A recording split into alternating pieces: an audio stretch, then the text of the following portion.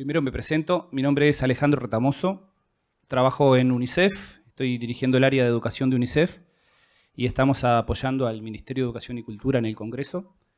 Y como parte de eso se nos ocurrió una buena idea, que un tema que muchas veces está en los congresos de educación de una forma colateral, pero que es necesario implementar desde todos los sistemas, es generar una mesa específica sobre datos. Y es así que lo que hicimos fue juntarnos con distintas instituciones del sistema educativo, desde las políticas públicas, y armamos una mesa de datos.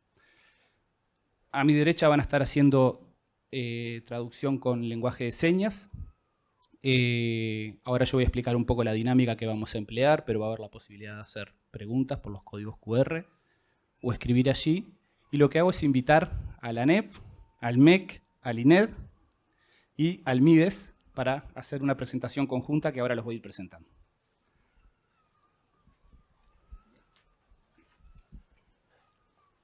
Si quieren yo me corro acá.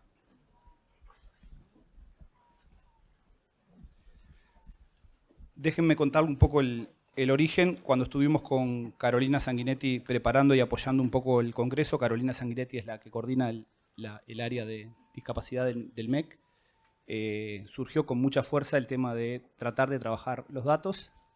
Debatimos a ver a qué instituciones invitábamos, cómo armábamos la mesa, y lo que quisimos fue reflejar un poco lo que es la producción de datos a nivel nacional, y por eso armamos esta linda mesa, ¿bien?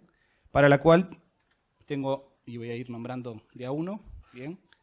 Está Carmen Areche, que es la directora del área ejecutiva de técnica del INED. Bueno.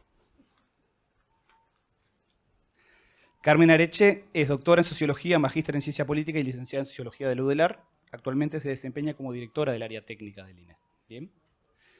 Andrés Peri es el director de la División de Investigación, Evaluación y Estadística del CODICEN.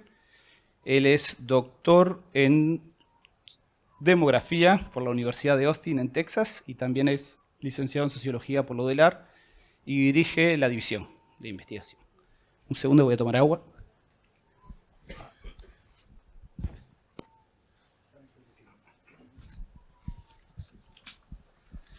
Después con el MEC, que también venimos trabajando mucho en el área de datos y bueno, está como muy coordinada con todo el área de educación inclusiva, invitamos a Gabriel Gómez, que Gabriel Gómez es magíster en Sociología y es candidato a doctor por la UDELAR en Sociología.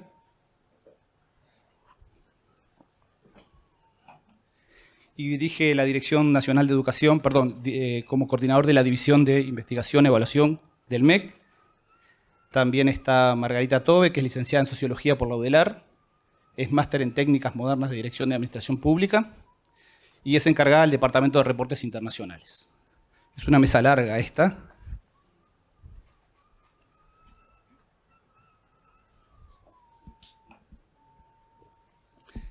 Y por otro lado, del MIDES, nos acompaña Romina Rivero, que es licenciada en Psicología, coordina el Departamento de Valoración de la Dirección de Discapacidad del Sistema Nacional de Cuidados, y también Natalia Muñoz, que es licenciada en Psicomotricidad y técnica valoradora del Departamento de Valoración de la Dirección de Discapacidad. Bien, es un poco la presentación general de cada uno de los ponentes. Un poco la idea de este encuentro tiene un doble objetivo, diría yo. Uno que es que podamos presentar el estado de situación de cómo se producen las estadísticas y se hacen los sistemas de seguimiento y personalización de la educación en el sistema educativo. Eso es uno de los objetivos. Y el otro es cómo se producen las estadísticas a nivel nacional. Bien. En función de eso, un poco lo que intentamos es repasar cómo podrían ser algunas perspectivas, porque entendemos, y eso más o menos lo hemos como valorado bastante, que hay un sistema como bastante disgregado y disperso de información en temas de discapacidad y necesitamos juntarlo. Entonces, para esa tarea, lo que yo los invito es, en este orden, primero va a ir el Ministerio de Educación y Cultura, después va a ir el INED, MIDES y ANEP, que podamos conversar acerca de eso. En esos momentos ustedes pueden hacer las preguntas a través del código QR o anotarlas allí. Eso se los vamos a hacer y vamos a preparar un espacio de unos 15, 20 minutos al final para que podamos, en función de eso, intercambiar y tener un diálogo con los ponentes. Bien, le paso la palabra al MEC, que ahí tienen los micrófonos. Bueno, hola, muy buenas tardes a todas y todos. voy a hacer una pequeña introducción para darle marco a la presentación que vamos a realizar con Margarita. Cuando nos invitó Alejandro a participar en esta mesa técnica sobre sistemas de información, la idea general que guiaba la presentación, el Ministerio de Educación y Cultura tiene dentro de sus funciones el reporte de estadísticas internacionales a todas las bases de datos y organismos internacionales en las cuales se nutre con información con diferentes desagregaciones los datos educativos. Y además construye estadísticas nacionales a través del relevamiento de información en cada una de las unidades pertenecientes al Sistema Estadístico Nacional y en particular pertenecientes al sector de educación para la elaboración de estadísticas nacionales. En este sentido, la idea es hacer una presentación en la cual se pueda brindar una orientación de cuáles son los ejes centrales de la discusión que hoy en día se está dando en educación especial e inclusiva y en paralelo poder rastrear y mapear dentro de los sistemas de información que hay en el país cuál es la capacidad que se tiene para dar respuesta a esta tendencia internacional. Entonces, en una primera etapa le comparto la palabra a Margarita para que nos cuente un poco cuál es esta tendencia a nivel internacional y después vamos a conversar un poco sobre las posibilidades que hay en los sistemas de información del país para poder coordinar la recolección de estadísticas en este sentido. Muchas gracias. Bueno, gracias por estar acá. Un saludo a todas y a todos. Bueno, esta instancia que estamos como de visibilizar un poco a través de los datos y contar un poco la experiencia que se viene haciendo desde la UNESCO y un esfuerzo de cooperación internacional. Si quieren pueden poner la presentación del ministerio, que no sé si... ok.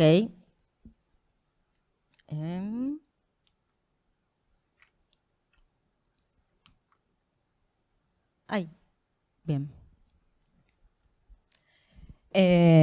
Entonces, como les estaba contando, lo que venimos acá a contar un poco y a compartir es la experiencia que se viene haciendo en un esfuerzo de cooperación internacional desde la UNESCO, la Agencia de Cooperación Internacional, la ECID, la RINE, ¿sí? Que es la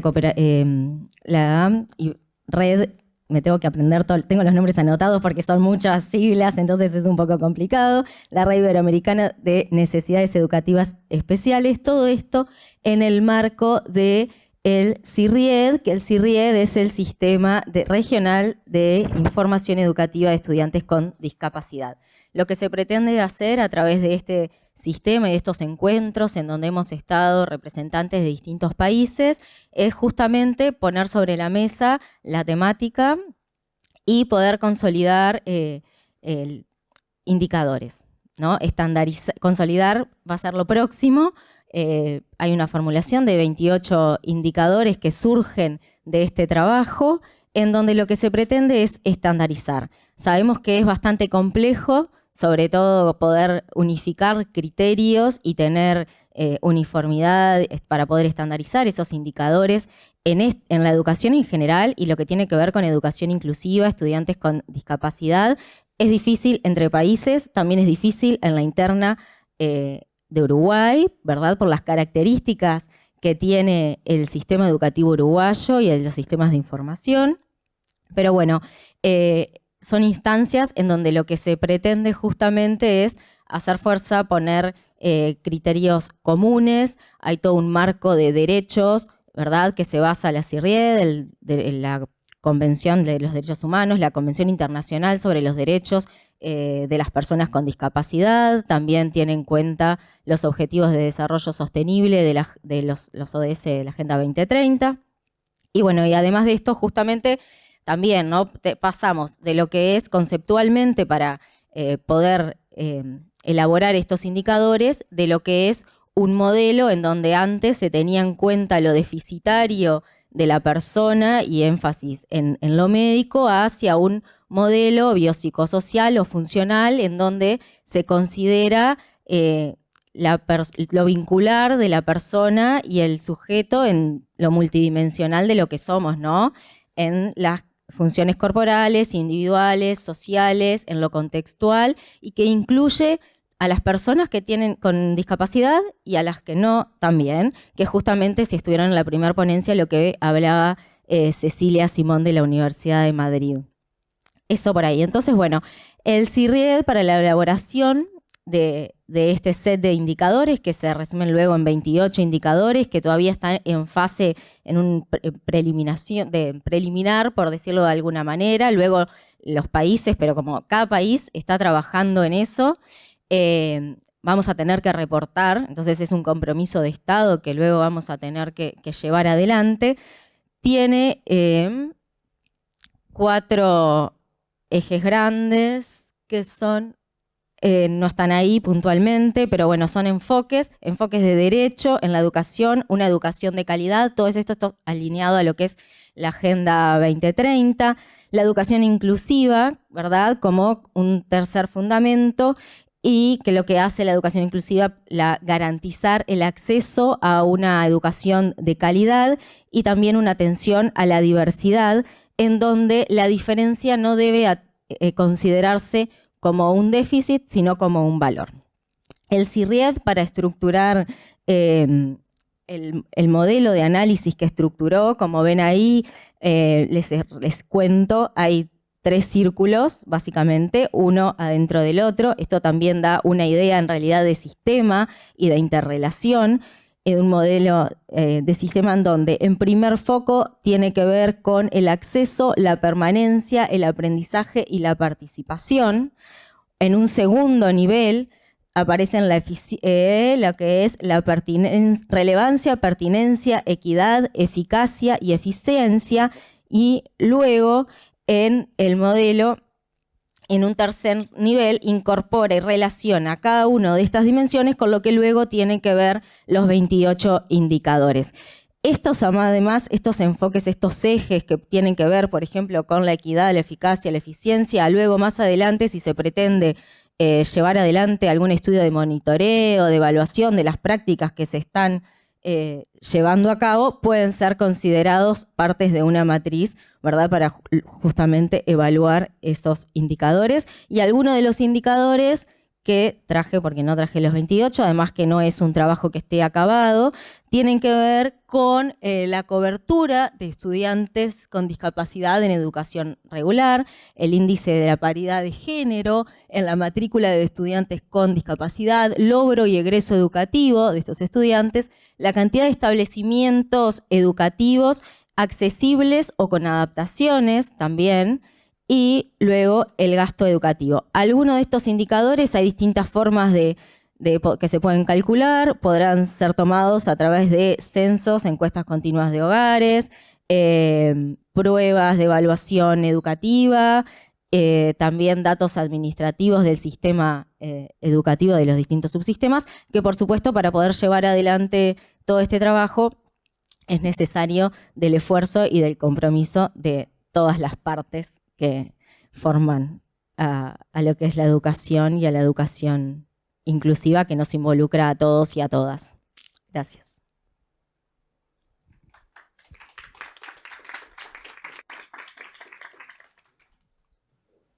Bueno, en esta segunda parte de la presentación la idea es contarles un poco cuál fue la experiencia que tuvimos desde el Ministerio al tratar de rastrear en los sistemas de información la disponibilidad de datos que había sobre estudiantes digamos, que estaban inscritos en educación especial. El primer problema que surge o la dificultad es la diversidad de unidades de estadísticas, ¿no? En un sistema que es segmentado como el uruguayo, ¿no? Que a través de direcciones generales el sistema de información es complejo, lo cual lleva a que la producción de datos también sea compleja y en este momento sea difícil de estandarizar un sistema único de indicadores. Después, en segundo lugar, hay diversos grados de avances donde uno identifica más datos es en educación primaria, a través del sistema de información GURI, donde uno tiene información sobre la matrícula educativa, y en educación secundaria, pero por ejemplo no logramos identificar información que no logremos encontrar información en los sistemas de información no quiere decir que no haya actividades, programas y acciones por parte de los espacios educativos con relación a la educación especial. Lo que queremos decir es que no están siendo sistematizados y estandarizados para el análisis y el seguimiento, lo cual me parece que esta es una buena oportunidad para poder identificar estos aspectos y poder involucrar a los actores para tener esa información disponible y estandarizadas en los sistemas de información de consulta habitual, para en este aspecto también poder nutrir a las diferentes bases de datos internacionales. Básicamente, ¿qué fue lo que encontramos, ¿no? Pasame, si querés, que tiene que ver con información en educación especial en el sistema GURI, ¿no? ¿Qué es lo que se releva? Se releva información de, tenemos la educación común, tenemos la educación especial y tenemos clases especiales en escuelas comunes. Es decir, tenemos aquellos estudiantes que asisten a escuelas especiales, que son instituciones adaptadas especialmente para sus necesidades, y después tenemos un paso más en el proceso de inclusión, que son aquellos estudiantes que tienen necesidades especiales y son aulas especiales en escuelas comunes. No existe información, por ejemplo, pero sí sabemos que esa combinación se da en la realidad, de estudiantes con necesidades especiales en escuelas comunes y en aulas comunes. Entonces, después en educación secundaria, por ejemplo, en los sistemas de información, no se encuentra por el momento identificado para cada estudiante la posibilidad de poder desagregarlo si tiene o no necesidades especiales. Y después, bueno, en UTU esa información tampoco está disponible, y tampoco está disponible en educación universitaria y no universitaria. Entonces, creo que el desafío es grande hacia adelante, pero bueno, este tipo de eventos y coordinaciones creo que son un buen momento para poder dar el puntapié inicial y coordinar a todos los actores del sistema para poder proveer esa información. Y bueno, aquí lo que traemos un poco es cuáles son las magnitudes, ¿no?, que se encuentran hoy en día en el sistema. Bueno, pero no importa, más o menos ahí está, si no yo un poco lo narraba. Tenemos una primer gráfica que lo que intenta mapear es la matrícula de la educación primaria pública y privada, el peso que tiene la educación especial sobre el total de la matrícula, que vemos que es un 3,1%.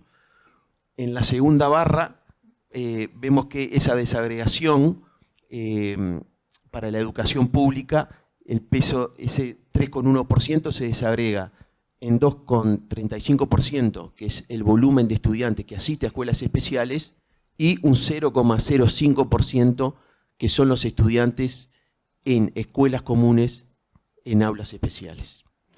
Y después en la educación privada, la atención de la educación especial es sobre el total de la matrícula del subsistema, es un 6,4%. Entonces digo, esto es como una idea general de cuáles son los pesos relativos que tiene la educación especial sobre el total del subsistema de educación primaria. Bueno, por ahí quedaría la presentación. Muchas gracias. Gracias, Gabriel y Margarita. Me quedo con lo siguiente. Primero, la tarea grande que tiene el MEC como órgano rector para informar las estadísticas, tanto a nivel nacional como a nivel internacional, del reto que tiene para juntar, recopilar, analizar información que está bastante dispersa, que refleja en cierto grado lo que conocemos del sistema educativo, en la medida de que podemos tener buenas estadísticas o de educación común o de educación especial, pero que falta mucho avanzar en los niños con discapacidad en educación común, y eso me parece que es parte y se refleja muy bien en el último gráfico acerca de que hay como determinados vacíos. Le paso la palabra a Carmen Areche, del INED, para que nos cuente cómo viene trabajando el instituto.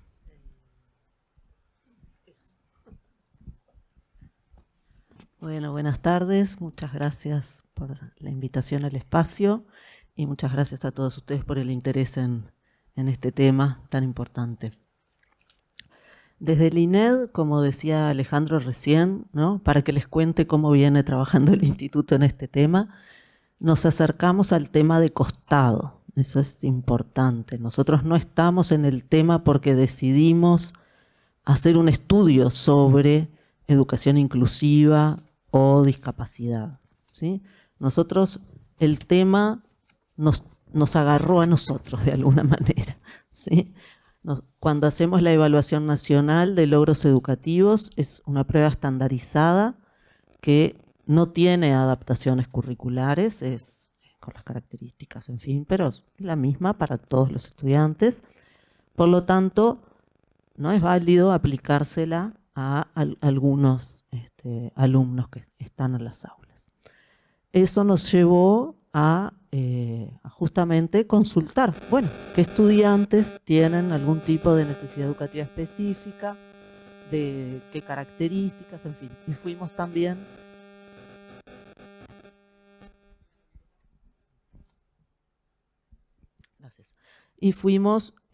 mejorando, digamos, cambiando también, entendiendo la heterogeneidad de las situaciones y ajustando nuestro instrumento de medición para poder, con el objetivo simplemente, aunque no es simple, de decir, bueno, queremos dar los resultados de la evaluación nacional en la población escolarizada en escuelas comunes para la cual es válida esta prueba, ¿sí?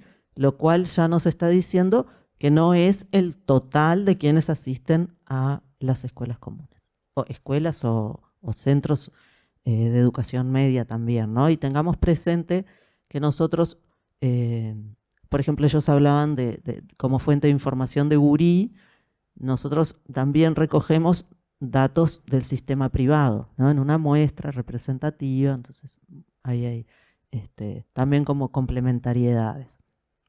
Entonces,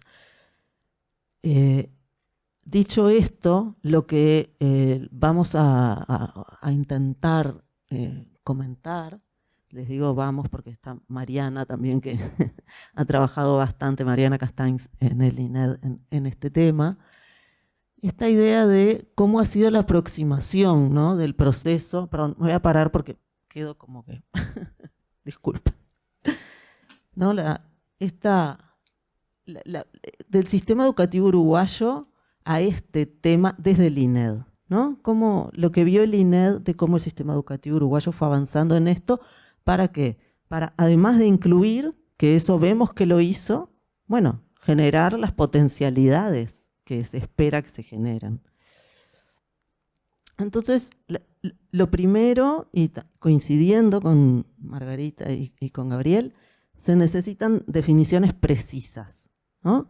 O sea, ¿qué es una necesidad educativa específica? ¿O qué es una discapacidad? ¿O qué es un...? ¿No?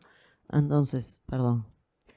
Nosotros nos acercamos a los centros antes de hacer aristas y lo primero que les preguntamos es, de esta lista de alumnos, dígame, ¿cuáles tienen alguna necesidad educativa específica? ¿Sí? Bueno, y ahí tenemos desde discapacidades diversas, ¿sí?, hasta trastornos de aprendizaje, del lenguaje, que si bien no necesariamente son una discapacidad, sí son situaciones complejas que hay que atender en las aulas y que también tienen tal vez adaptaciones curriculares que implican una adaptación a la prueba, por lo tanto, ¿no? Entonces, esto es como la pintura de la heterogeneidad que encontramos. ¿Y qué es lo que nos pasa? Que esta heterogeneidad, a su vez, no quiere decir lo mismo en cada centro educativo, ¿no? Entonces, digamos, este niño, este estudiante que está acá, tal vez en una escuela nos dicen que tiene un trastorno del lenguaje, pero en otra nos dicen que tiene una dificultad de aprendizaje, ¿sí? Entonces, eso es, ya me adelanto, como uno de los principales desafíos de los sistemas de información en un contexto en donde no sabemos mucho del tema. Entonces, ¿qué es lo que estamos midiendo, ¿no? Eso es como importante. Por eso esta pregunta, ¿alcanza a contener definiciones precisas? Bueno, ¿qué es lo que qué es lo que nos dice la información agregada si los criterios no están claros, ¿no? Y acá, por supuesto, es una autocrítica a la información que recogemos, que es limitada, que, como decía, no es el objetivo principal, pero claro, a su vez, ¿qué pasa? Es tan poca la información que hay que termina siendo información valiosa, ¿no? Entonces, es importante el desafío, cómo logramos clarificar criterios, porque no es solo que los que recogemos datos nos pongamos de acuerdo en las preguntas de un cuestionario, ¿no? Que eso es como lo que tendemos a pensar cuando decimos datos, sino la formación, y hablando del ámbito educativo, de los equipos docentes, porque ellos son los que van a responder de alguna manera los cuestionarios. Entonces, sin esta formación, sin un acompañamiento, los datos van a seguir siendo desiguales, digamos, ¿no? Entonces, ese es un desafío que, lógicamente, bueno, implica no solamente tener datos, sino que cada docente pueda potenciar esa oportunidad de aprender del estudiante incluido, ¿no? Bueno, en el marco de estas imprecisiones que están, pero que a su vez son un paso adelante, ¿verdad? ¿Qué es lo que nos dice esta información, ¿no? Entonces, lo que hemos visto, y acá no es para contar los resultados de todos los estudios, sino como un pantallazo de algunas características. Bueno, claramente, al aplicar aristas, nosotros hemos ido constatando que hubo un aumento en la inclusión en las escuelas comunes, o sea, el circulito amarillo que presentaba Gabriel, ¿sí? Ha aumentado en las escuelas comunes la asistencia de niños, como decía, con alguna discapacidad o alguna otra situación que los docentes consideraron como dificultad educativa, necesidad educativa específica. Esto que decía recién. Esta población, a su vez, lo que nosotros vemos es que tiene mayor vulnerabilidad social que la población que no tiene estas situaciones. La mayor vulnerabilidad social la vemos en que son alumnos que reciben en mayor medida que los demás prestaciones sociales, ¿sí?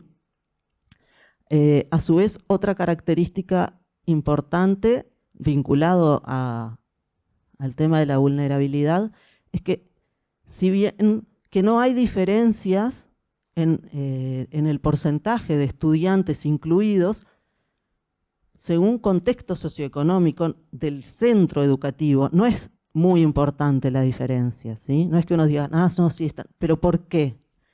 Porque son pocos los incluidos y no llegan esa situación de vulnerabilidad a afectar el contexto general, ¿sí? Entonces, en definitiva, estamos teniendo estudiantes tienden a ser los más vulnerables independientemente de los contextos, ¿no? Probablemente.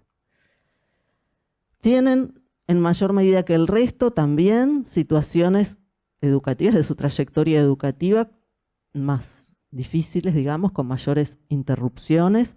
Es importante señalar que, si bien, como decíamos, aumentó la inclusión, eso claramente se observa en primaria, en media, es claramente más bajo el porcentaje de estudiantes incluidos, y esto habla justamente de esta dificultad en el tránsito, ¿verdad? La falta de diagnóstico es uno de los aspectos que, bueno, encontramos en primaria en 2020, si no me acuerdo mal, no soy muy buena para acordarme de memoria los números, pero 56% tiene diagnóstico solamente de los estudiantes con discapacidad. Entonces, decimos, ¿cómo hacen los docentes, ¿no?, con el ese 44% restante para poder intervenir adecuadamente? Y en un contexto en el que los propios docentes reclaman formación. Y esto, el tema del diagnóstico, sí está asociado a los contextos socioeconómicos y culturales, o sea, a mayor contexto, más recursos, más diagnósticos. Entonces también se genera o se potencia un círculo de desigualdad, digamos. No sé cómo sacar esto de abajo para... Ahí, gracias. Ahí apareció desigualdad. Bien. A su vez, además de las características de la población, lo que encontramos en los centros educativos es que la presencia de materiales adecuados para trabajar con esta población es muy escasa, ¿sí? Lo mismo la presencia de recursos humanos especializados en determinadas, digamos, particularidades, atenciones específicas que requieran los niños. Lo que encontramos que en mayor medida hay en las escuelas en las que hay niños con discapacidad son trabajadores sociales, pero no así psicólogos, fonoaudiólogos, psicomotricistas, ¿sí? Entonces, y lo mismo en temas de infraestructura. Si bien rampas accesibles, bueno, es más común que baños accesibles, los baños accesibles están algo menos de la mitad de las escuelas en donde asisten niños con discapacidad. Entonces, esto realmente, bueno, de alguna manera es una barrera para la educación de estos niños que han logrado incluirse, ¿no? Ahora, una cosa relevante sobre este punto de materiales, recursos humanos, infraestructura, es que lo que encontramos es que no están focalizados, que aún cuando hay materiales o cuando hay recursos humanos o infraestructura, no necesariamente es mayor en los centros educativos en donde están los niños con discapacidad. Entonces, en realidad estos aspectos obedecen como a la política educativa, digamos, que ya venía funcionando, ¿no? Entonces se incluyó, pero la, digamos, focalización no se realizó una focalización de estos recursos acorde, al menos, a la población incluida, ¿sí?, con inclusión. Y fundamentalmente, bueno, la formación docente es lo que vemos que tanto todos los docentes, en todos los estudios que hemos hecho, nos dicen que necesitan, ¿sí?, como parecería ser el mecanismo para contribuir a revertir este efecto. Entonces, ¿cuál es el desafío? Y esto es lo último de los sistemas de información desde nuestra perspectiva. Sistematizar y articular entre instituciones el proceso de recolección y consolidación de la información, sí, pero no solo, ¿sí? Entonces, precisamos que haya justamente más diagnósticos, porque eso va a potenciar la capacidad de acción de las escuelas, y mayor formación inclusiva. De esta manera sí lograremos, bueno, mejor información, mejores intervenciones y por lo tanto potenciar las oportunidades para todos. Muchas gracias. Gracias, Carmen. Gracias. Estuvo bueno, fue medio valiente también comentar y decir que el INED como que se metió de costado, fue muy sincero, pero también me parece que habla un poco del sentido y de cómo estamos en mucha de la producción de información en educación inclusiva. Está bueno analizar el tema de los formularios, métodos, o sea, preguntarse por el concepto que queremos establecer o medir o identificar, y al mismo tiempo quién lo va a relevar, porque muchas veces la producción no es la misma, aunque hay caminos distintos para relevar información y cualquiera de ellos son válidos, pero es necesario tenerlo. Y en términos de desafíos está bueno pensar que no es solo salir a recoger información, sino que es necesario dotar y apoyar para esa cuestión. Ahora al final me parece que vamos a debatir un poco sobre eso, pero muchas gracias.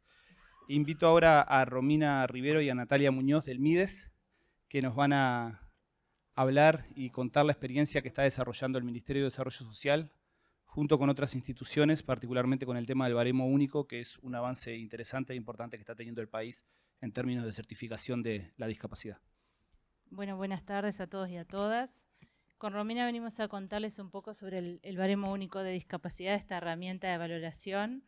Les vamos a contar sobre el proyecto de trabajo, sobre la herramienta en sí, y finalmente les vamos a contar cuál es la situación actual con este proyecto y los desafíos a futuro. En el baremo único de discapacidad trabajamos distintas instituciones. Trabaja Ministerio de Salud Pública, BPS, MIDES, la Comisión Nacional Honoraria de Discapacidad, la Alianza de Organizaciones por los Derechos de las Personas con Discapacidad, el Fondo de Población de las Naciones Unidas, la Organización Panamericana de la Salud, ONU Uruguay y UNICEF. Y por supuesto un consultor, que en este caso es chileno, se llama Hernán Soto, que es quien trabaja con nosotros. Semanalmente nos reunimos hace 3 años, todas estas instituciones para trabajar en este proyecto. Y contarles un poco también que surge de un proyecto anterior donde se investigan las distintas herramientas de valoración de discapacidad que hay en nuestro país, y se supo a partir de esa investigación que son aproximadamente 7 las herramientas que se usan en distintas instituciones, ¿no es cierto? Por eso un poco también la importancia de crear una herramienta única que sea usada por todas las instituciones en nuestro país. Bueno, ¿cuáles han sido las etapas en este proceso de trabajo? Revisión de evidencia, tanto nacional como internacional, conocer un poco cuáles son las herramientas de valoración, tanto en nuestro país como fuera de nuestro país, para poder aprender de esas herramientas de trabajo. Luego hubo una selección de códigos CIF, que después Romina les va a explicar un poco más, y una consulta a expertos de diferentes áreas, tanto de la salud como la educación, y todas las áreas estuvieron representadas. Y esos expertos lo que hicieron fue seleccionar dentro de distintas franjas etarias cuáles eran las actividades que debían estar representadas en este instrumento de valoración. Luego se desarrolló un manual de aplicación, se elaboraron informes del instrumento, que lo vamos a desarrollar un poquito más adelante. Se elaboró un programa de capacitación para las personas que vamos a valorar más adelante y, el proceso de validación del instrumento.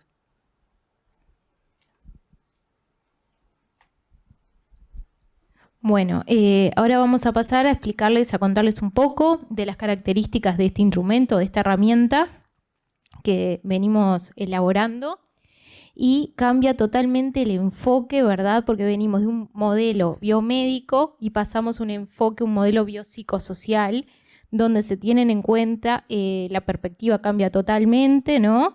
Y la discapacidad y el funcionamiento se conceptualizan de otra forma, sino como un proceso interactivo, dinámico, que este modelo es el que obviamente la herramienta toma las actividades de la Clasificación Internacional del Funcionamiento de la Discapacidad y la Salud, como ya capaz la conocen, que es la CIF. Toda la herramienta se construyó desde una perspectiva de derechos, como explicaba Natalia. Se convocó a expertos nacionales e internacionales de distintas áreas, donde las personas con discapacidad estuvieron incluidas también como expertos, porque son ellos obviamente quienes más conocen la situación, y familiares también. Para la elección de estos códigos CIF de la clasificación de esas actividades por franjas etarias. Después construimos 2 formularios, que es el formulario biomédico funcional y después está el formulario de redes sociales y de apoyos. Estos formularios en realidad los valoradores, los técnicos, los tendrán antes de la valoración, ¿no?, de discapacidad, para contar con información previa de la persona y de su situación. Después, como decíamos, la herramienta está basada en los componentes de actividad y participación de la CIF. Y lo importante, y también es que es un cambio totalmente rotundo que se da, que también muestra el cambio de modelo, de perspectiva, es que la herramienta es por autorreporte asistido por un técnico capacitado. O sea, es la propia persona con discapacidad que responde, que cambia totalmente, porque hoy en día con el baremo que utilizamos, la persona viene con informes y es el valorador, el profesional, quien asigna un porcentaje de discapacidad de acuerdo a un baremo. Acá es la persona que te reporta sus dificultades y en el caso que la persona no pueda responder, ¿verdad? Lo principal es la respuesta de la persona con discapacidad.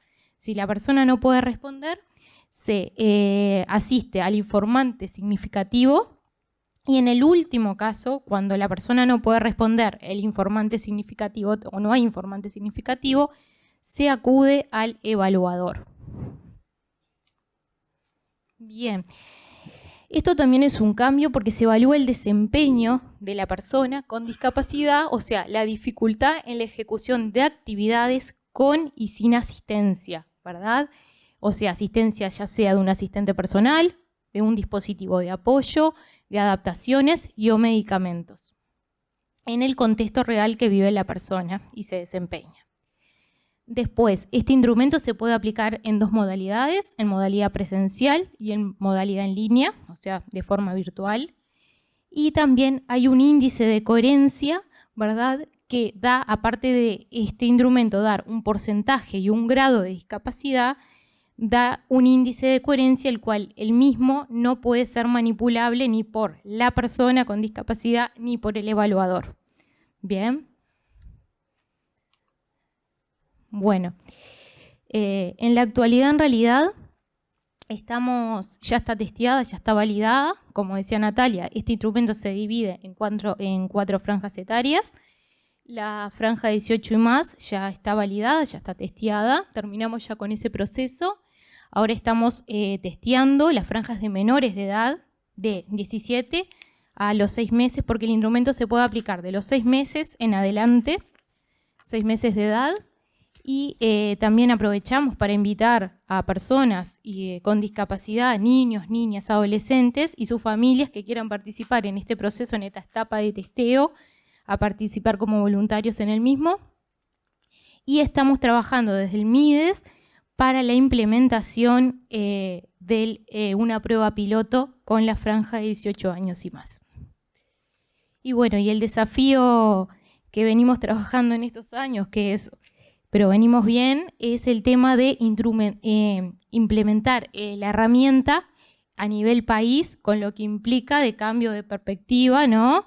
Y ya sea entre los organismos participantes y a su vez también que la herramienta pueda implementarse en otros organismos que no son parte del proyecto. Bueno, muchas gracias. Buenísimo, Romina y Natalia. Yo no conocía hasta hace 5 o 6 meses la propuesta el año pasado la conocí en profundidad del baremo, y en realidad a mí me llamó la atención una cosa, el equipo técnico tan grande que viene trabajando en la construcción de eso y sobre todo con mucha consulta a nivel internacional sobre otros países que lo han implementado. A mí me sorprendió porque en realidad es una de las iniciativas de valoración y de construcción intersistémica que me parece como más relevante para el país y una apuesta linda a profundizar. No porque nos cubra todas las necesidades de generación de información, porque claramente son las personas que se van a acercar a un servicio para obtener la valoración, entonces podemos quedarnos con personas que no se acercan y que en realidad tendrían una necesidad de recibir algo, pero sí porque en la forma de valorar a las personas, en la forma de atenderlas y poder llegarle con determinadas políticas, me parece que es de las que tiene la fineza más grande en términos metodológicos. Entonces, es una apuesta que está buena y es interesante. Para finalizar, le pido a Andrés Peri, de la ANEP, que nos cuente un poco cómo vienen trabajando particularmente la ficha única de ANEP. Buenas tardes a todos. No por ser el último va a ser el menos importante. Yo soy el director de la División de Investigación, Evaluación y Estadística y trabajamos este tema a partir de ese primer diagnóstico que planteó Gabriel de la fragmentación. Lo que vemos es que cada vez más el sistema se basa en corporativos, que son sistemas de gestión como URI en primaria, como BDELIAS en UTU, como el corporativo en secundaria, en donde la información del estudiante se complementa con la información educativa.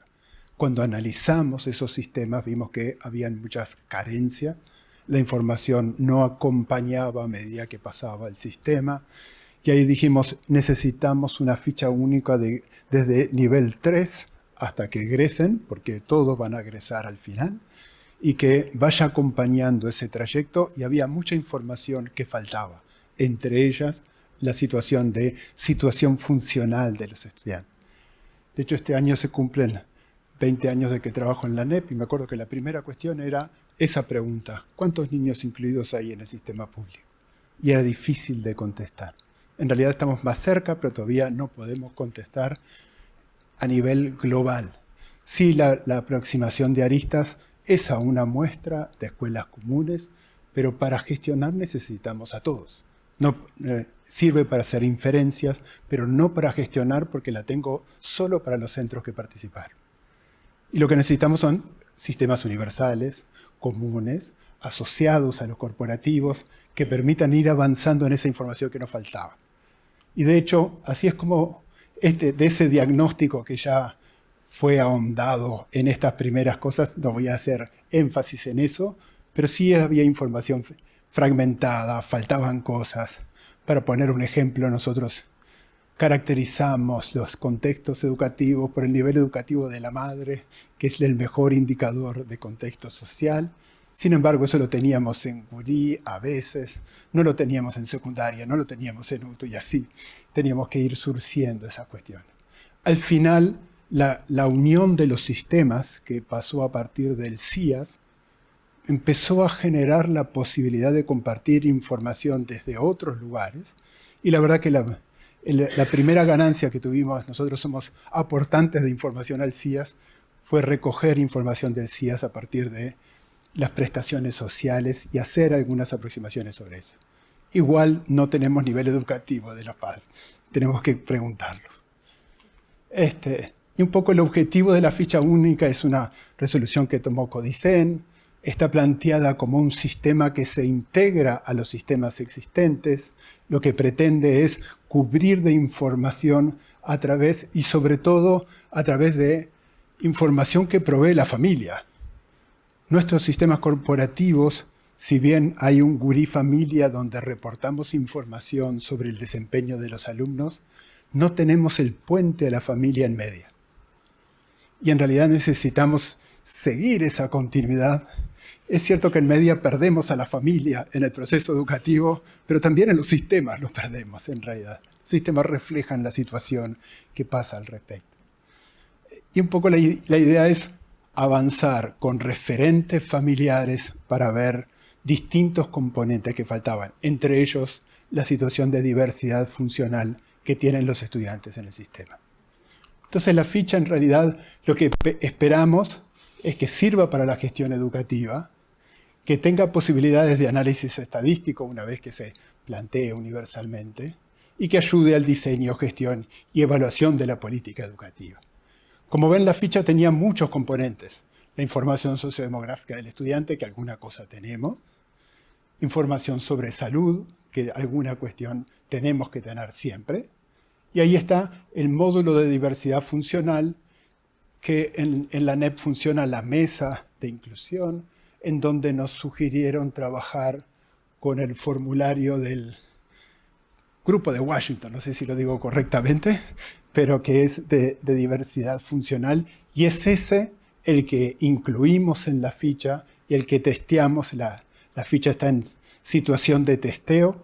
Fuimos a San Ramón y la aplicamos en la escuela, en el liceo y en la escuela técnica, y podemos comentar un poco de que parece estar funcionando. Eso lo que requiere a su vez es que las familias respondan desde una app sobre la situación de sus hijos.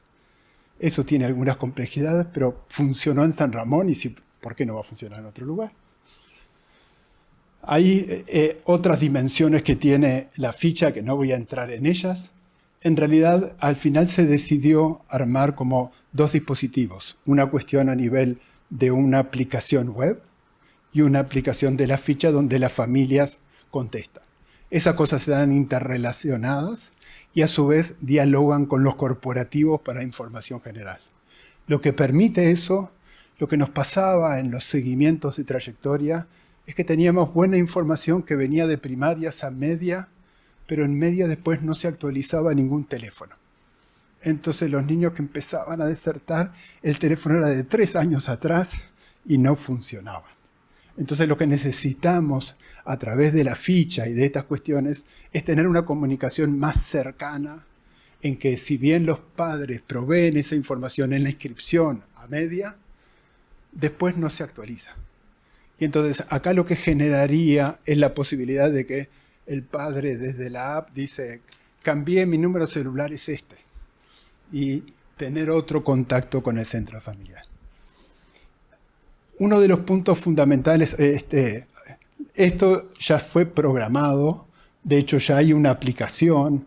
Esto lo que muestra es que hay una serie de formularios dinámicos en la app, que uno puede ser diversidad funcional, pero el otro puede ser X, el que se nos ocurra. Y un poco lo que siempre planteamos, que el desafío de este proyecto era construir el puente entre la institución educativa y la familia. Ahí después circula cualquier cosa. Los puentes están hechos para ser bidireccionales. No puede funcionar un puente solo pidiendo información. Hay que dar. Y entre esas cosas a dar está la cuestión de procesos educativos, en donde lo mismo que Curí reporta el carné a través de Curí Familia, uno puede ver las asistencias del niño en Curí Familia, puede ver los comunicados, etc. No tenemos un homólogo en media para algunas cuestiones. Es cierto que en media después hay muchachos que ya son mayores de edad y se juegan solos, pero todavía tenemos muchos menores de edad que tendríamos que tener esa cuestión armada. Entonces, un poco los desafíos que tiene. Ojo, el resultado del testeo lo que mostró fue que en la etapa de instalación de celulares de los participantes, porque al ser una app, está colgada en Google Play y uno la descarga. Eso parece funcionar. Es cierto que nosotros fuimos, creamos grupos de padres, le dijimos hagan esto y todos lo pudieron descargar bien. La segunda cuestión es que el uso por parte de los referentes no presentó dificultades. Manifestaron que se trataba de una aplicación sencilla, de buena navegabilidad, con una organización gráfica comprensible e intuitiva. Es cierto que eso parece funcionar como método de relevamiento para la situación de discapacidad. Y a su vez se recogieron observaciones específicas que vamos a mejorar algunas cuestiones con respecto al cuestionario como tal. ¿Cuál es el desafío? Hay un desafío inherente a este proyecto que es ¿quién es el referente familiar? Es fácil decirlo, pero las familias son cada vez más complejas y a veces es difícil y están peleadas entre sí para quién tiene el acceso. Eso lo que requiere es que desde las instituciones educativas son las únicas que pueden decir yo esta información la reporto a este papá que vive allá y a esta mamá que vive allá y estos dos que viven juntos y estos que la diversidad de familias que ahora estamos atendiendo. Y a su vez, me parece que el desafío es que el puente sea bidireccional. ¿Qué quiere decir? Que no solamente recogemos información, sino también damos. Y para eso requiere integración a los sistemas. Y la ficha no está pensada como un corporativo más, sino que se subsuma a los existentes para que pueda esa información de la historia educativa que tuvo el niño, de su proceso por nuestro sistema, pueda ser parte de la información que pueda consultar la institución para poder gestionar mejor los procesos educativos. Un poco la situación en que estamos es esa. Estamos en la fase de escalar eso a nivel nacional y eso es un poco lo que está en discusión con los informáticos y la parte de gestión de cómo hacerlo para que sea eficiente. Muchas gracias.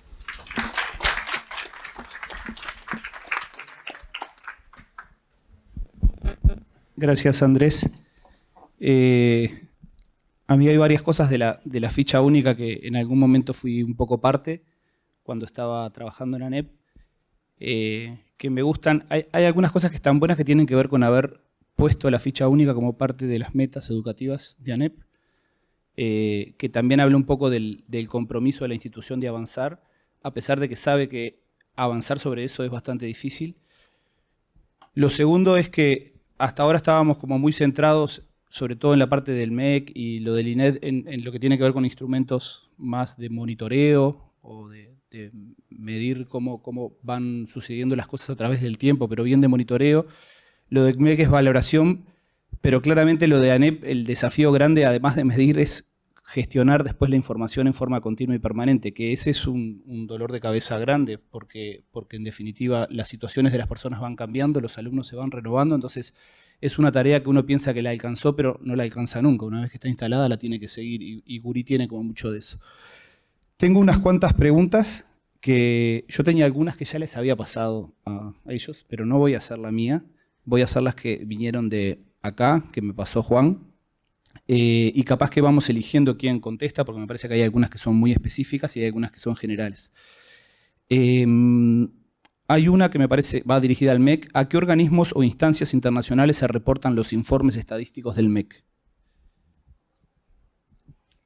Bueno, como mencionó Gabriela al inicio, reportamos, dependiendo, la UNESCO es uno de los organismos del Sistema de Naciones Unidas que reportamos lo que tiene que ver con educación formal, de primera infancia, inicial, primaria, secundaria y también educación terciaria universitaria. Se reporta a OEI, lo que tiene que ver con indicadores de educación superior. También reportamos en algún caso a UNICEF en demandas puntuales con, por ejemplo, lo que tiene que ver con el formulario de WASH, que es el de agua potable, saneamiento. Y bueno, y siempre en realidad para poder reportar a los organismos internacionales lo que se necesita es el esfuerzo conjunto de los distintos organismos que hacen, como ya lo mencioné, al sistema educativo uruguayo, que puede tener que ver con la matrícula, el gasto en educación, que eso también se reporta, y también vinculado a eso lo que tiene que ver con la infraestructura, por ejemplo. No sé si hay algo más con relación a eso.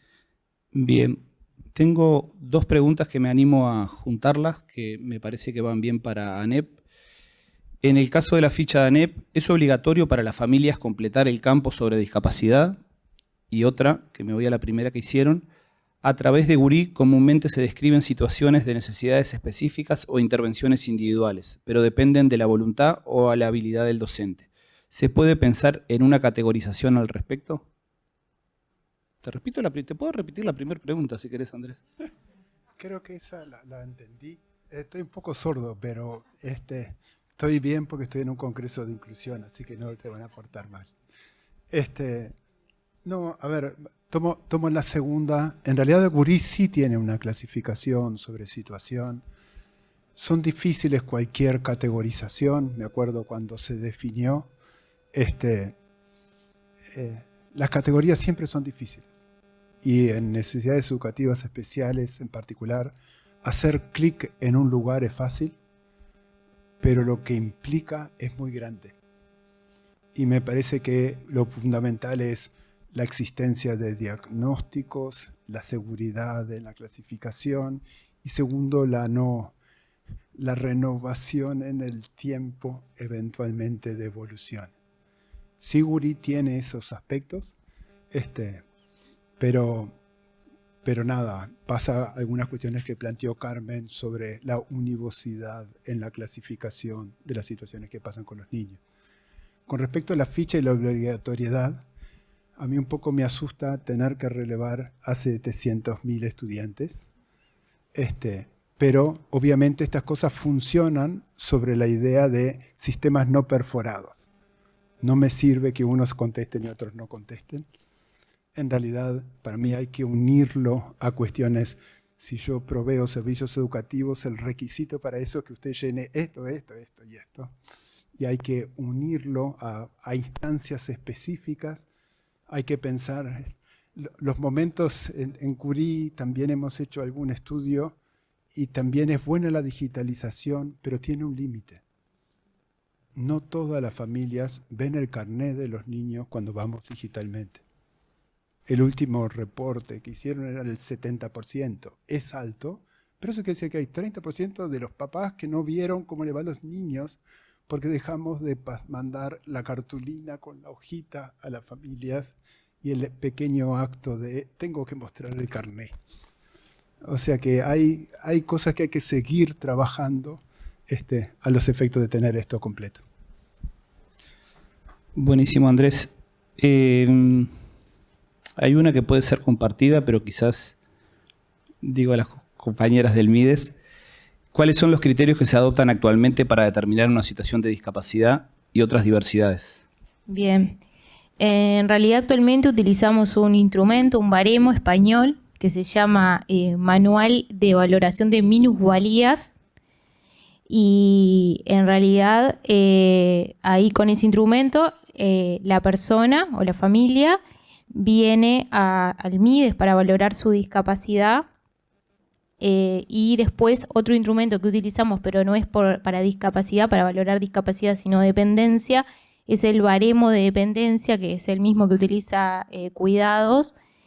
Y bueno, esas son las herramientas que utilizamos, pero como decíamos, con otro enfoque totalmente distinto y bien biomédico. Como destacar que en realidad con el baremo único una de las cosas que nos pasa y que también nos va a servir es que hoy en día mucha información, que una de las demandas grandes que nos traen las familias es en realidad respecto al tema de BPS y las pensiones y eso. Y no tenemos como muchos criterios en común en cuanto a la hora de valorar. Entonces justamente poder pensar en un proyecto en común y poder conversarlo y tener una mesa de trabajo semanal y poder pensar en una herramienta en común, más allá de que las prestaciones van a seguir perteneciendo a distintas instituciones, vamos a tener un lenguaje, con cosas comunes que nos permitan dialogar. Y principalmente, que es uno de los principales objetivos de esto, como decía Natalia, que se utilice la misma herramienta a nivel país y las personas con discapacidad, los niños, niñas, adolescentes, dejen de pasar por múltiples evaluaciones para acceder a los distintos servicios y prestaciones. No sé si alguien más quiere aclarar algo sobre el tema de definiciones. Si no, tengo otra pregunta. ¿No? Capaz que Carmen, ya que terminaste con esta parte que era, ¿qué características debería tener un sistema de información virtuoso sobre educación inclusiva, teniendo en cuenta que el marco conceptual ha venido transformándose? La última parte de ha venido transformándose, bueno, puede agarrarla cualquiera. No, pero sobre todo el tema del a ver, me parece que en el fondo, más allá del marco de transformación en sí mismo, me parece que lo importante ahí es cuáles podrían ser las hojas de ruta, que es un poco la intención también de esta mesa, ¿no? Y hay una invitación a todos de cómo podemos hacer para construir una hoja de ruta para tener un sistema de información que articule y se complemente. Cuando terminemos yo tengo alguna cosa para decir ahí que tiene que ver con la complementariedad que veo de las distintas instancias, pero me parece que la pregunta apunta un poco a esa parte. Bien, bueno, gracias. Primero creo que la hoja de ruta, una de las primeras cosas que debería tener claras también son las diferencias, o sea, sin duda que hay que articularlo, sin duda que se necesita lo interinstitucional y sin duda que hay que tener información. Ahora, no todo es pegable, ¿no? Por ejemplo, Andrés decía, la finalidad última de la ANEP es tener información sobre cada uno de los estudiantes que están en las escuelas para la gestión y para la intervención. La finalidad última del INED, si se quiere, es en una muestra en donde el objetivo es el monitoreo del sistema educativo y el objetivo final es poder dar cuenta también de los logros en las áreas que mide Aristas de la población incluida, ¿no? Entonces, bueno, pasar por lograr adaptar las pruebas. Después, el MEC, a su vez, tendrá las estadísticas nacionales. El MIDE es muy pegado a una población que ya está muy vinculada a la temática. Entonces, ¿por qué señalo esto? Porque ese respondente o ese informante para la ficha o para no sé, el instrumento que sea, va a ser distinto, va a tener una aproximación distinta al tema y por lo tanto tenemos como que ser conscientes de, no sé si es de la calidad, no es calidad del dato la palabra, pero un poco tiene que ver con eso, la expresión, digo. Pero bueno, es diferente un docente que está en un aula que nos dice, sí, me parece que Alejandro más o menos cierta situación o Carmen tal otra, ¿no? A una familia que se acerca a un profesional del MIDES que va a aplicar un baremo, que ya, entonces, sin duda el desafío es múltiple también, antes de llegar a los usuarios, digamos, de establecer como las distintas etapas, los distintos alcances, los distintos objetivos, digamos, ¿no? Y siempre buscando, lógicamente, el bien final de estos niños y adolescentes que están incluidos, ¿no? Eso me parece como lo primero para ordenar la hoja de ruta. Después comentarles, simplemente paréntesis bien chiquito, que en el formulario que nosotros aplicamos en el INED, por ejemplo, ya incorporamos lo que decía Andrés. Tuvimos reuniones con la comisión de la mesa de inclusión de la ANEP, nos compartieron la ficha única, se incorporaron las preguntas, o sea que ya hay colaboración, digamos, y articulación, que por supuesto hay que seguir profundizando, ¿no? Pero claro está que con objetivos distintos, ¿no? Eso tenerlo claro me parece como importante. ¿Algún otro quiere aportar alguna cosa?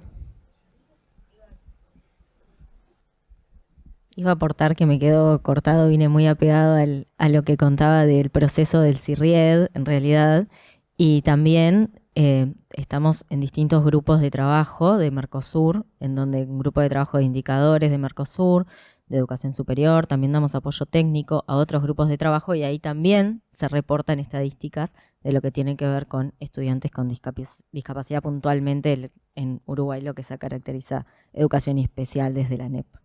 Eso. Si me permiten, yo creo que la ANEP ya va camino, aunque lento, a la cuestión de que las escuelas especiales sean centros de recursos y que los niños estén incluidos. Uno puede decir eso fácilmente, es difícil hacerlo. Segundo, en realidad la ANEP tiene una preocupación permanente por llegar a cada uno de los niños y por que cada uno tenga su recorrido específico, hacer instituciones que los albergan. Nuestra énfasis no solo está en la medición, sino en la atención como tal. Y es cierto que en términos de lo que supone una política orientada hacia eso, hay cuestiones en que primero son conceptuales, son de convicciones, son de instituciones que deciden, me cuesta, pero voy a hacer una prueba inclusiva. Nosotros hacemos la prueba de acreditación de saberes de ciclo básico. Hacer la prueba de inclusiva de Acredita CB nos lleva para 35 niños tanto trabajo como hacer 5.800 pruebas de las otras. Pero desde el segundo año dijimos, lo vamos a hacer. ¿Cómo se hace? No sabemos. Y nos pusimos a aprender. Hablamos con el Centro de Recursos, con CER y Cerezo. Tuvimos un apoyo de UNICEF para pensar, porque es difícil pensar una prueba de acreditación de un nivel con accesos, pero exigente porque acredita un nivel. Y algo estamos haciendo, no estoy seguro que hayamos llegado a la última versión de ella, pero, y la verdad es que lo tengo que decir con tristeza, no estamos logrando que la gente con inclusión apruebe la prueba. Hay algunos que sí, pero en la última edición de sordos perdieron todos. Y hay que adecuar una prueba que tiene un estándar al lenguaje de señas para cada actividad.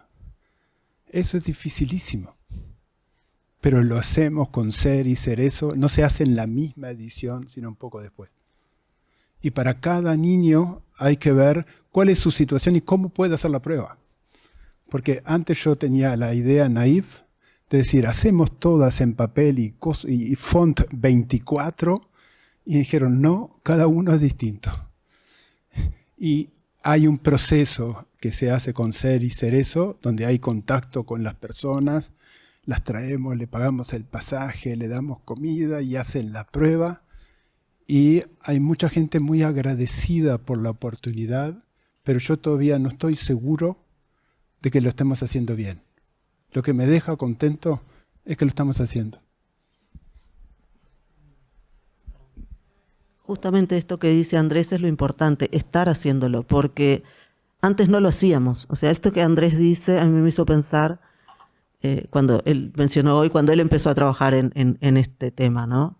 Cuando yo empecé en el 99, esto no era un problema, porque no había niños con inclusión en las escuelas comunes, ¿no? Bueno, hoy por suerte es un problema. Entonces, es eso, es un proceso desafiante. Sí. Ya estamos bastante pasado de tiempo. Me quedó una pregunta que la quiero hacer porque es importante, porque es la última que queda. Si existen mecanismos de recolección de información sobre población con altas habilidades y superdotación, esa es la pregunta. Podemos dejarla para discutir después porque me parece que nos tenemos que ir. Cierra a las 4 me dice, o sea que sí se puede hacer. Perfecto. Entonces vuelvo a hacer la pregunta, que es, ¿existen mecanismos de recolección de información sobre la población con altas habilidades y superdotación? ¿Querés hablar? ¿Hablo yo? En realidad hay algunos antecedentes. El primero es, hubo un estudio que se hizo en el 2019 en que se relevó a través de distintas metodologías, primero a partir de un screening con el test de Raven y después con estudios específicos del WISC, batería 3 y algún otro test psicológico que me estoy perdiendo, en donde se identificaron niños con altas habilidades. De hecho, ahora hay un trabajo que está haciendo la ANEP, en donde está buscando una metodología para identificar, pero con el requisito que pueda llegar a todos. Y eso son cuando es difícil, porque hay que pagar tantos WISC como niños hay. ¿Se entiende? Y entonces la primera cuestión es que, un poco para contarlo a grandes rasgos, la primera cuestión es, hay cosas que se hacen fáciles gracias a la infraestructura que tiene el país. La primera es hacer un Raven digital a niños de 8 años es un boleto, es el test de matrices que muchos probablemente deben de conocer. Y en realidad es como hacer una aplicación en línea, lo único que con el test de Raven, y si tiene un cierto puntaje, se dice altas habilidades, no superdotación. Generalmente eso da que un 20% de los niños tienen altas habilidades en la medición anterior. Pero después de ese 20% hay que seguir hasta buscar cuál es el 3% con superdotación. Y eso hay que buscar un mecanismo aplicable para todos los centros, pero que primero es un screening y después identifiqué estos y tengo que aplicar una batería. Lo que estamos en un proyecto que empieza ahora, el screening se va a hacer en mayo, creo que acabamos de poner la celda en el cronograma ayer, y la aplicación posterior es que lo que pretende es que a los niños en tercero, más o menos 8 años, que es donde dice la literatura que se puede empezar a identificar. Es cierto que hay teorías que cuanto antes mejor, pero hay muchos falsos positivos en distintos momentos del tiempo. Pero es cierto que para nosotros lo que presupone como marco es que cada niño tiene que tener su oportunidad, y eso supone a las situaciones, los que tienen distintas discalculias y otras cosas, pero también las altas habilidades, que generalmente no estaban siendo cubiertas en el sistema y están viniendo balanceadas con la pretensión de tener información para que haya un enriquecimiento curricular para todos los niños, y que tampoco los niños de altas habilidades sufran la escolarización, como parece que hay alguna evidencia que también pasa. Bueno, quiero agradecerles especialmente a ustedes por haber estado acá. Claramente el tema de la educación inclusiva abarca muchos aspectos, desde, no sé, la generación de las políticas, la adaptación de los marcos, accesibilidad en los centros educativos, materiales, etcétera, etcétera. Pero una es la de la generación de datos y generación de información. Yo lo que veo acá es que claramente hay como mucha complementariedad por un lado, porque es necesario tener información individualizada, personalizada para la gestión, para trabajar a nivel de los centros educativos, para poder dotar a los centros educativos de herramientas. También es necesario tener información de monitoreo que podrá surgir de esa personalizada, pero probablemente exija como algunos criterios técnicos un poco más exigentes y que habrá que fortalecer, pero es de monitoreo, de tendencia. Valoración sin duda, porque en realidad está asociado al tema de las prestaciones y bueno, a poder dotar a las familias, particularmente rodearlas de algunos mecanismos. Siempre, bueno, como dicen los buitres, tan fácil no es, horizonte lejano. Hay una cosa que para mí no está, que es el tema de, estamos muy centrados en la demanda, tenemos que mirar más la oferta, porque en definitiva el tema de los niños con discapacidad tiene que ver muchas veces con barreras, y para estudiar las barreras hay que estudiar las ofertas, y el sistema educativo debería mirar qué ofertas tiene que permiten levantar esas barreras. Es fácil decirlo, pero hay que mirar desde infraestructura, materiales, formación docente, etcétera, etcétera, que tienen que ver con incrementar las posibilidades de ese cambio. No es fácil eso, en general los estudios tienen cuestiones que tienen que ver con factores asociados que van en consonancia con eso. Yo me quedo contento con el hecho de haber como trabajado acá, instalado el tema. Creo que nos falta pila, pero hay como muchos avances que están buenos. Así que muchas gracias.